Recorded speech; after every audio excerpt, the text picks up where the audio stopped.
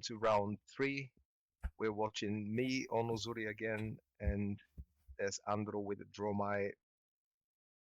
A very nice match that he played very well. You'll see at the end what happens. Yeah, Andrew starts first, I believe. He's going to pitch 2 for Uvia.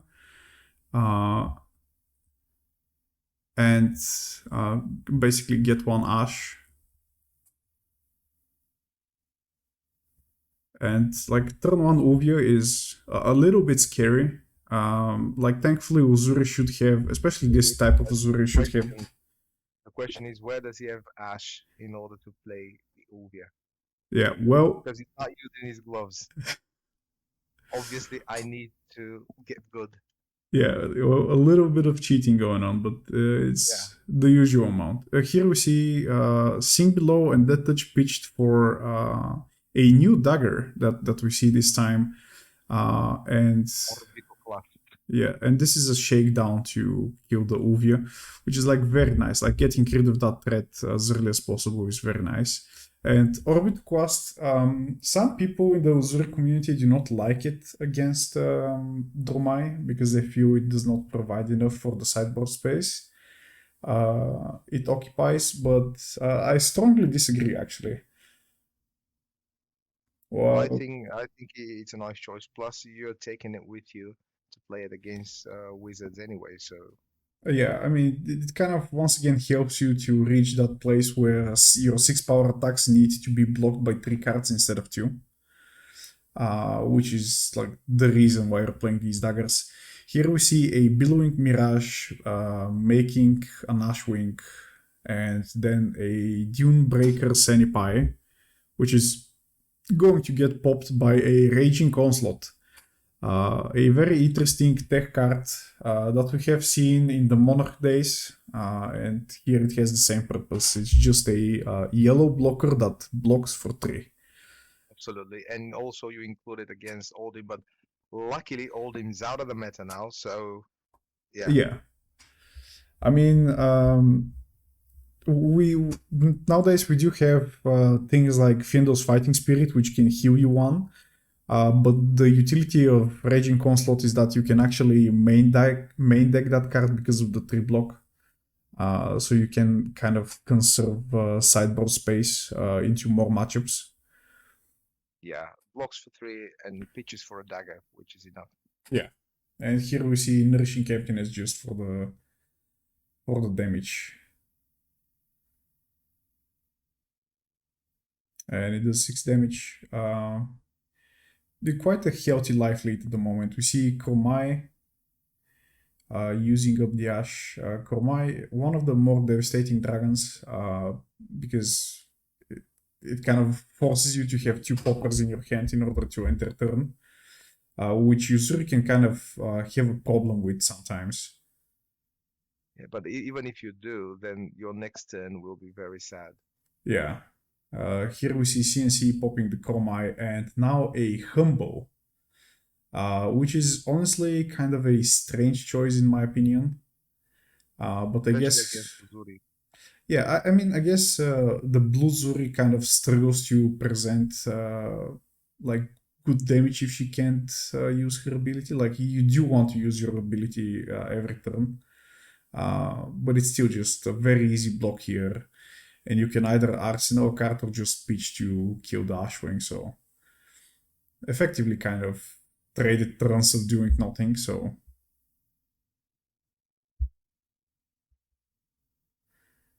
I guess if that's why you play Humble, it achieved its purpose. We see a dust up here. Dust up, it's probably going to trigger the Snapdragons because he has so much more cards. Yeah. You double blocked the dust up, which I think is correct. Like Andrew seems to be kind of low on Ash, and kind of stopping the Ash generation from dust up is good. Here we see Azulai, and then he's just going to come in with a CNC, which is kind of going to regenerate his Ash back to 2. That was a very strong turn on his side. But again, Yeah, Crown of Providence saves the day. yeah. Crown of Providence, one of its greatest utilities is exactly kind of turning a CNC into just vanilla for damage.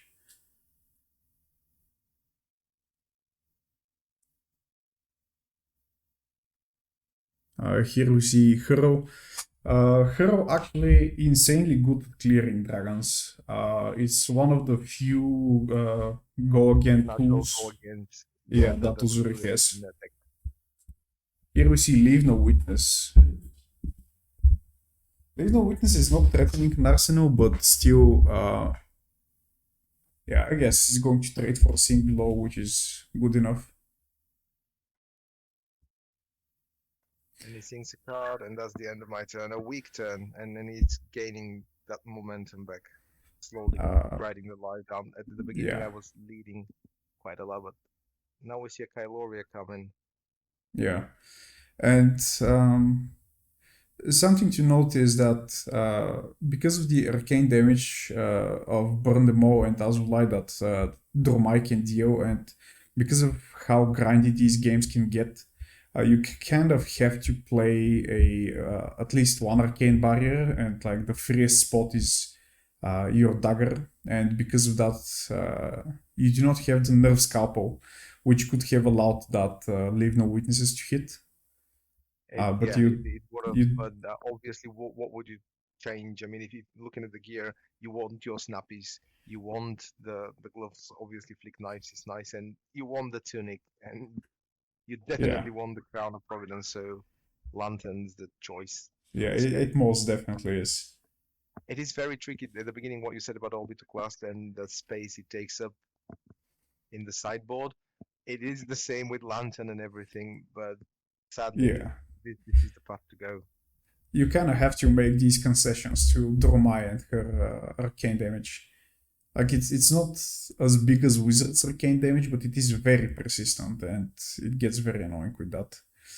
We see here Mirgai finally being dropped, and before that we saw Shakedown get blocked by a passing Mirage together with a Sing Below. With another thing below, yeah. And now Yeah, we have Mr. Miyagi.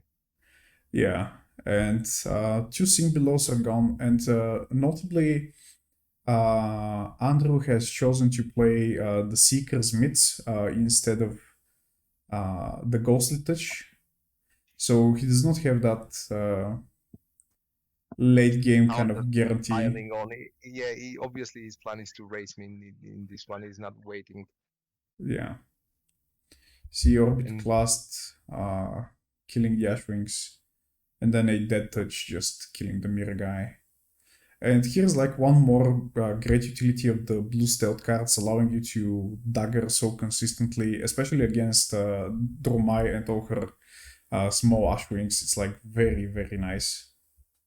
it is nice. And about her arcane damage, last night we drafted a pricing for some reason.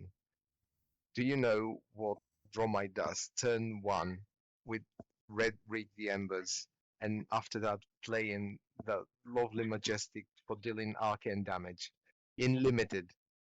It's a nightmare because there are no arcane barriers, or I mean hardly any arcane barriers. It Yeah. was a David just had a wonderful time last night.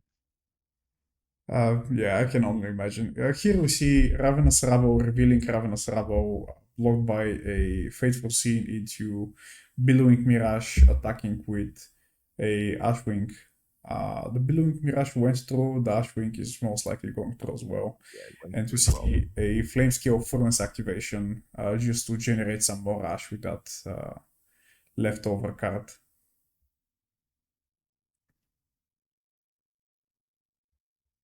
And you kept a 3 card hand. I believe I'm seeing an E-Strike there, so There's an strike in hand, yeah. yeah, maybe pushing in some damage.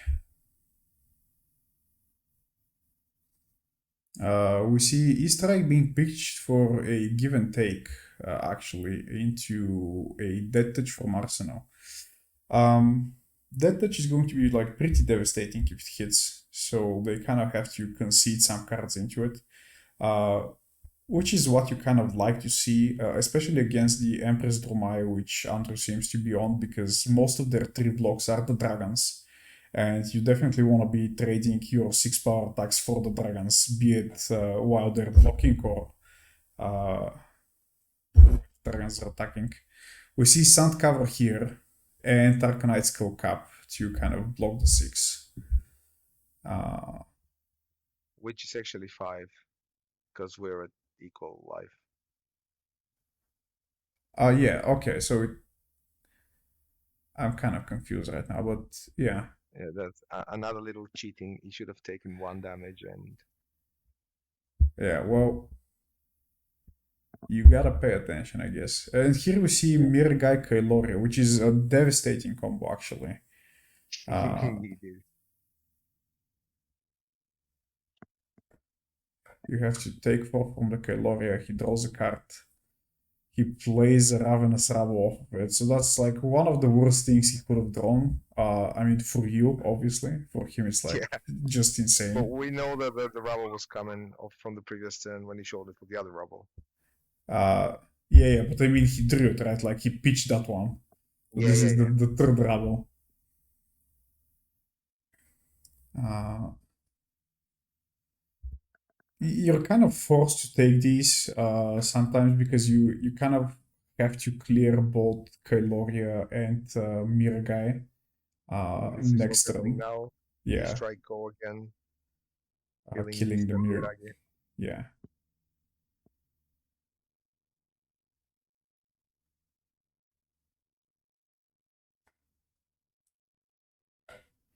Like hopefully, and we see a red isolate. Like that's I guess some utility of the red isolate. It can kill some dragons. Unfortunately, you did not have a yellow or blue card to pitch for the Orbit class to kill the So I can Ashwing as clear the well. Ashwing. Yeah, I know. It was a Yeah, here we see a CNC, which is kind of one of the slower Dromai turns right now. I mean, it's it still is a kind of, slower turn, but I do actually have a D-React in Arsenal, I believe. So he yeah, I came mean, just in time. you kind of have to block anyway, but at least now you can kind of like clear the Ashwing and like maybe present something or just present something with like uh, stealth and the threat of a CNC or something. And we see isolate exactly what we were talking about. Uh, he's down, I believe, like 3 defense reactions, being sound cover and uh, double sing below. Here we see the Yeah, CNC. CNC goes through, destroys a burn them all, which is actually very, very nice because some of that grind game is done for right now. And he kept his hand because he has Krumai. Once again, I believe this is the second Krumai and one Mirgai has passed, so uh, with Uziri you kind of have to grind this game until you have gotten rid of like all 6 of them and hope that your opponent does not play Remembrance. yeah, but here comes Asbolai also. Yeah. As well, and he still has like 2 cards in hand, I believe. Yeah, or 1. No, Yeah, I guess we'll see at the end of the turn, but it's two cards in one actually. yeah. Like the live lead is like very, very strong for uh Dromai right now, and he managed to drop a passing mirage after that huge turn into Arsenal. So he's like extremely ahead right now. He is. Here This we're is going to actually the see, turning point of the game. I'll just try and clear some dragons, yeah, but it won't be enough. I believe you're going to be able to do that. I mean, since you kept your hands, yeah, we're going to see looking for scrap into E-Strike, into I believe Dagger to clear the passing mirage. So you did Yeah, manage to clear the entire field, but I mean the problem is that I you lost kind a of, turn. yeah, you kind of had to take like 8 damage, was it, or something like this in order to achieve that. And here we see passing Mirage. Billowing Mirage. Yeah, billowing Mirage. The Ash Wings are now 2, so that's Blaze Headlong. One of the strong things about Empress Dromai is that if you take big damage from the dragons, you're kind of screwed because this type of Dromai does not have like the weakness of you just pulling off a popper to stop the entirety of their turn, because they have turns like this where they attack for like 9 without poppers. And here you kind of have to give up the entirety of your hand and still take damage. Huge at this moment. Yeah, I mean it's not huge, but he's like very ahead, right? Like it's like upwards of like 12 health. And all I'm doing is just blocking and trying not to die. Yeah, you kind of have to wait for this turn where a popper is going to kind of give you the tempo back, or maybe he draws one of these hands where all he can do is just CNC pass. One would hope. Yeah. And here we see 4 block with the passing Mirage and the Flame Scale Furnace.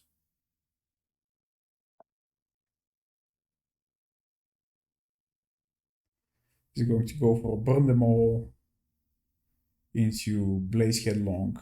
I believe you have a Fate Foreseeing hand, so that's going to beautifully trade with the Blaze Headlong. And he's going to start attacking with the Ash Wings.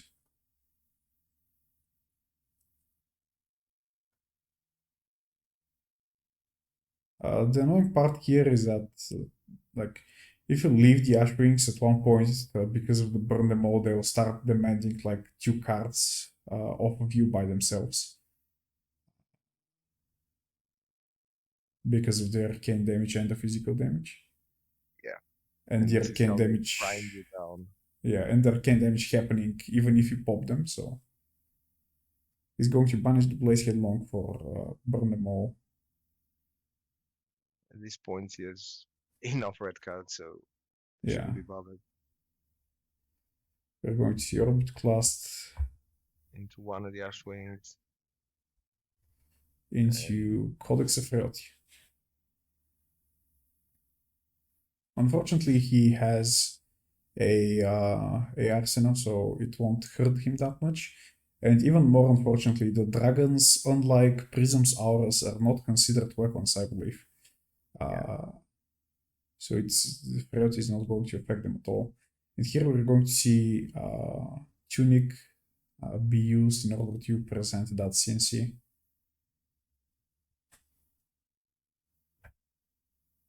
It kind of will get rid of the arsenal or get 2 cards from his hand. Yeah.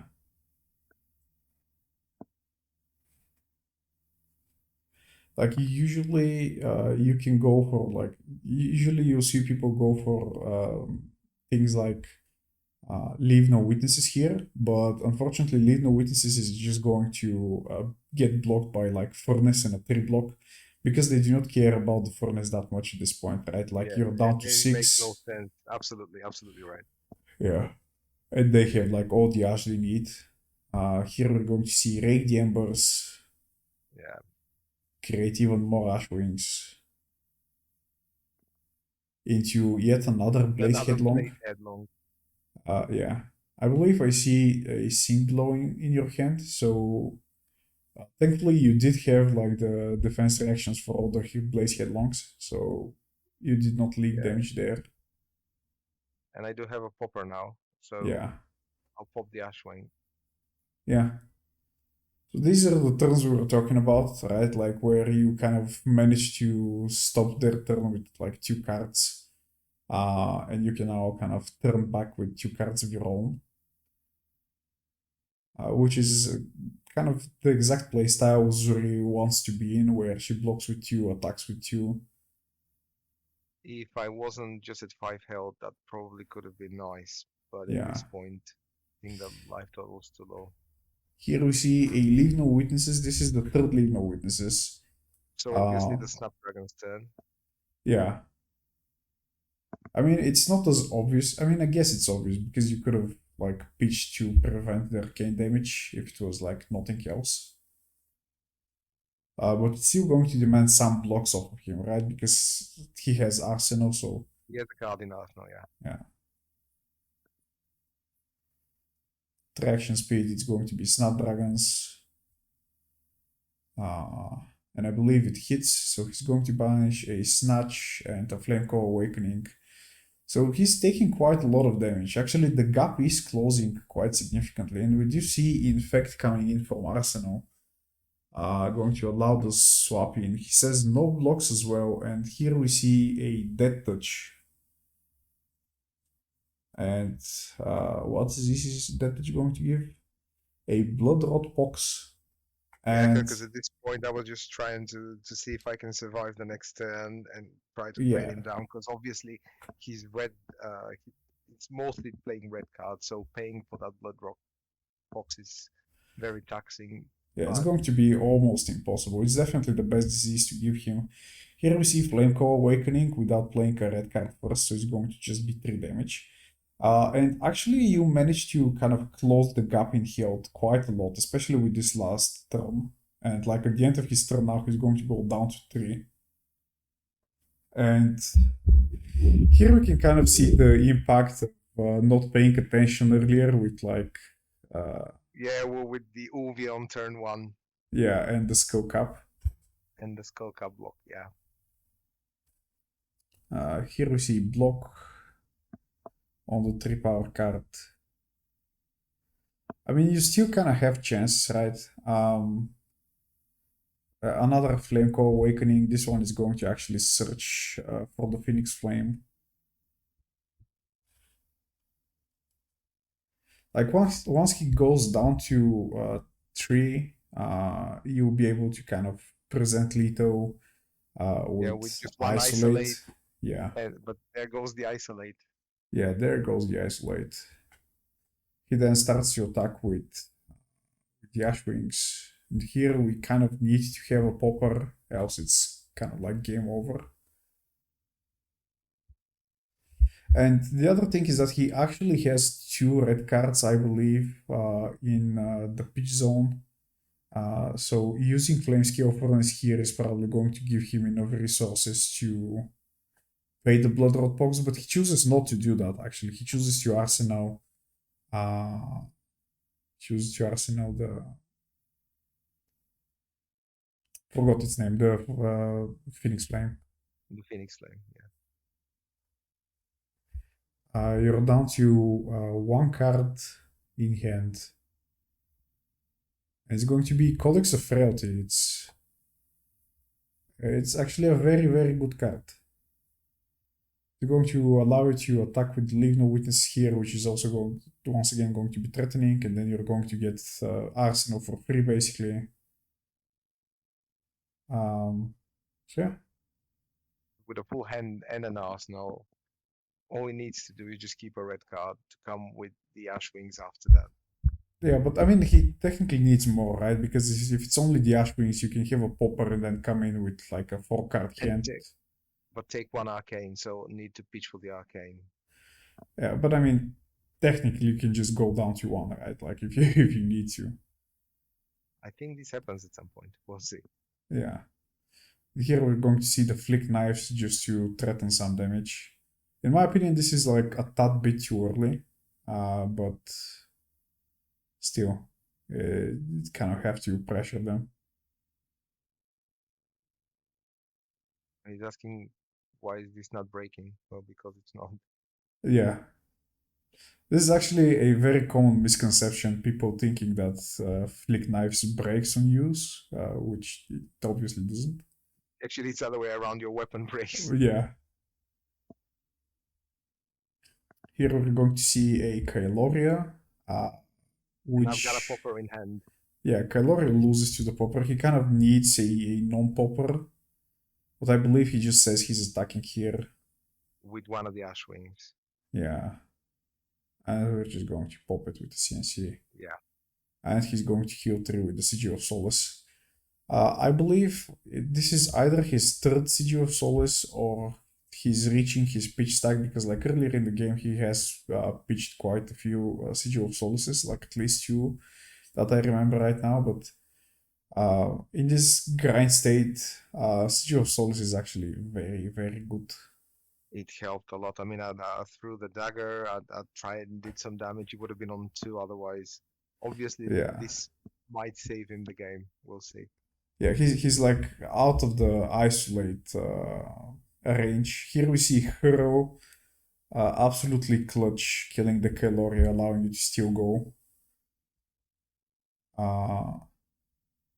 Unfortunately, here with no dagger, you can like no longer just pitch cards to destroy the Ashwings. Yeah. Uh, The thing is, I just risked it. Never thought that the sigil's coming, but I guess you have to take some risks. And here's the mirror guy. yeah. I believe this is the last mirror guy. I can't be Yeah, too sure.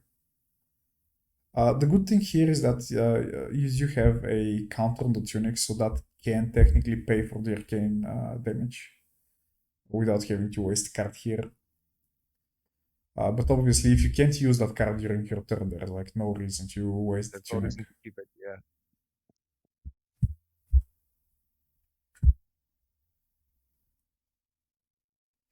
And Mirgai obviously does not have Phantasm, so here you cannot just pop it with a blocker. You kind of have to you need to block. commit. Yeah, you have to commit at least one card. And I believe he still has like two cards in to play this turn.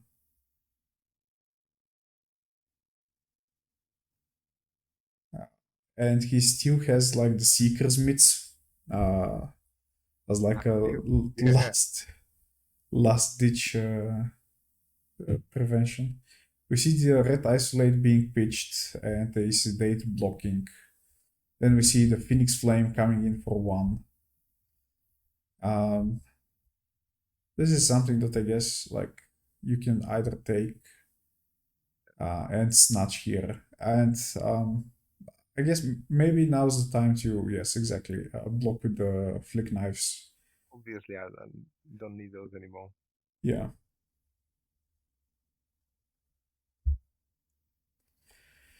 And now down to one, it's going to be like extra tough. Like you can no longer just keep a card to the Ashwing or something.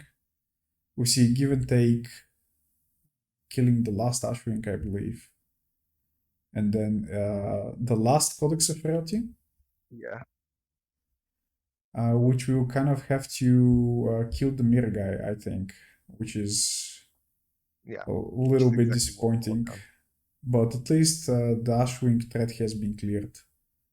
And you're going to kind of like get a free arsenal off of that.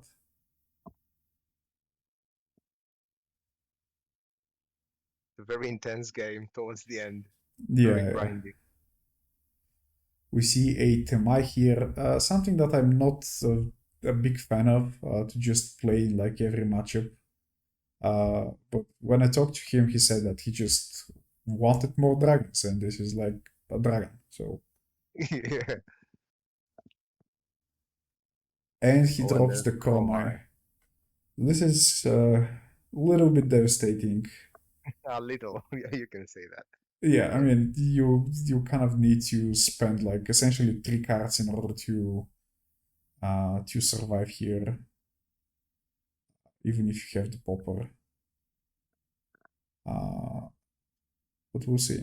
Like you need like 2 poppers and pitch a card for the lantern, I believe. I guess you can also just block normally, but that will just leave the dragon there, so Yeah, so does there's no not really value. solve the problem. We see Seen Below, Raging Onslaught popping the Dromai. And now Temai attacking, getting popped by Dead Touch. And we're back to square one in a way. And here we see Nourishing Emptiness coming in from the arsenal for 6, which actually threatens Leto here. And he has been on that card in arsenal for quite some time. It's maybe a defense reaction. Or a ward. Yeah, I mean the ward is kind of like defense reaction. Like I'd consider it the Yeah, same type. the same. And he's thinking, so it's not as simple as just block with 2 cards, it seems. He's going to just use Sink Below and conserve his cards, just take 2. Sinking a card. Yeah. And he's comfortable with getting down to 3, which is, as we said, kind of um, uh, not ideal because of the isolates. But I guess he still has the Seeker's Mitts, It so forgets the game. yeah, I mean, burn them all at this point is not like the second one does not achieve that much. Like as long as you do not pitch a red card for the lantern, right? Because it's Exactly, like really depends what cards you have in hand. yeah, Though we've been through the deck and now we're way past the point that we reached the pitch stack, so that there should be blue cards in there. yeah, or like the yellow ones, and we see Or yellow. the isolates. It's like very important to keep these isolates into the deck, and we see a Sink Below just uh, being played into that Yandurai.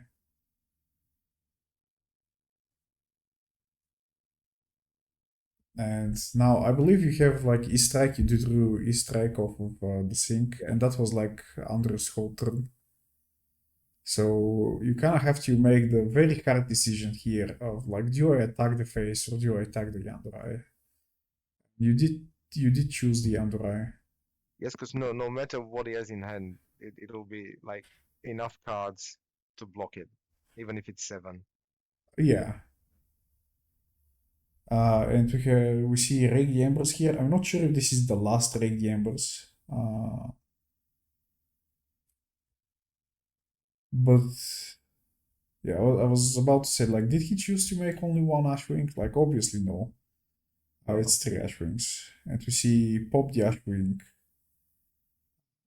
block the arcane pay for the damage. arcane. And he He heals gains himself. 3 Yeah. more life.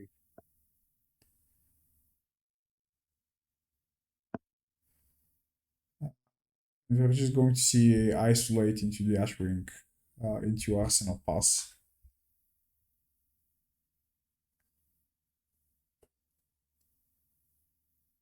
Here The we rubble. see, yeah, Yeah, Ravenous Rubble revealing the last sigil, which should which kind at of, this point means game. yeah, should. Uh, I'm not sure if you're like out of poppers or not, but once again, it should not matter that much. I'm getting thin on poppers certainly, if not Yeah, out. But it really matters not because yeah. The kind of like the usage of the orbital class that early was like very, very devastating. But I guess I think no one expected that game to continue so long. yeah, thanks for watching guys. See you at the next one. Bye bye.